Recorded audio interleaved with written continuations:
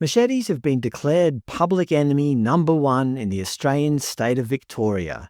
Even though they have legitimate uses, a number of high-profile crimes have led the state government, in their infinite wisdom, to declare a machete ban.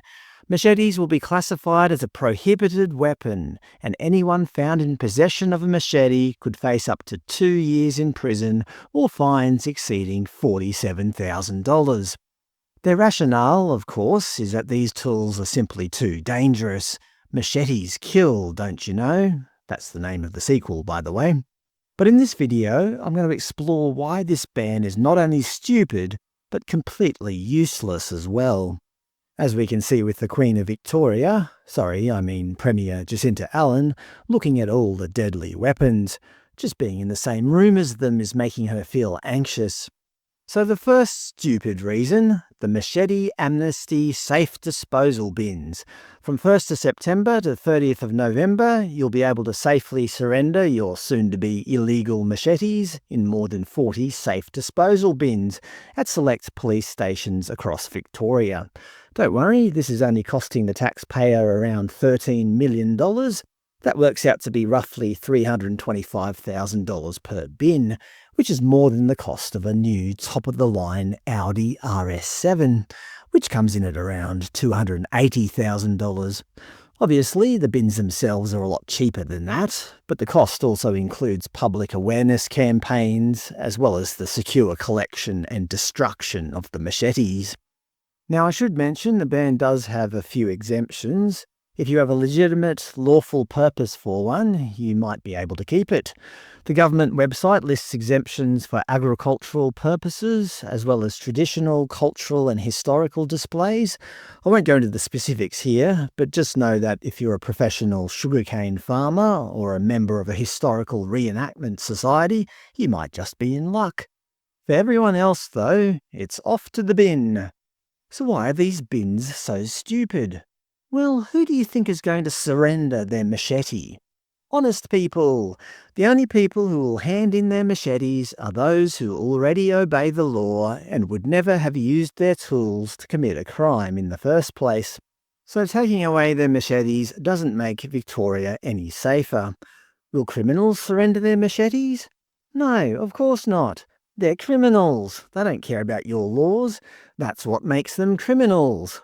The net effect of this machete ban is that honest people will surrender their machetes, while criminals continue to have them. The second stupid reason is that alternative weapons are readily available. For the average person, a machete is no more dangerous than a common kitchen knife. While a professional might see a difference in a combat situation, for a police officer, a criminal with a machete and a criminal with a knife are equally serious threats. No police officer is going to say, "Don't worry, Sarge, he's only got a knife. Lucky it's not a machete." They both are treated as deadly weapons. Not to mention every other household item you can buy at Bunnings that can be used as a weapon. Axes, hammers, screwdrivers. Again, no police officer is going, "Oh, it's just an axe. I don't need to treat it as seriously as a machete." So what's next? Are the government planning to ban all household items that could potentially be used as a weapon? The third stupid reason, illegal imports. Obviously, people can still buy machetes in other states. Unless the Victorian government set up border patrols on every incoming road into the state, then criminals are just going to smuggle in whatever blades they want to. Even if there were border patrols, are you telling me organised criminals wouldn't be able to smuggle machetes in via the bush or whatever? Of course they could. And finally, the last stupid reason, the real crime was already illegal. Before the ban, could a person legally walk into a shopping centre brandishing a machete? Of course not. It was already illegal. So when the ban takes effect, it will still be illegal to brandish a machete. So what's the point of the law? To disarm honest Victorians? Well, perhaps disarm is not the right word. I should say dispossess them of their machetes. The government are targeting the object, not the criminal act. Brandishing a machete in public was always illegal, regardless of whether the weapon itself was legal. But it does beg the question, what is the real reason the government are doing this? I think that mostly it's because they want to show they're doing something. It's performative. Even though the ban probably won't do a damn thing to make Victoria safer, it makes it look like the government are doing something.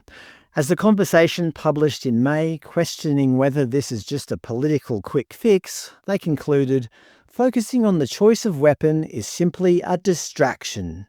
And they're right. It is just a distraction. A stupid and useless distraction.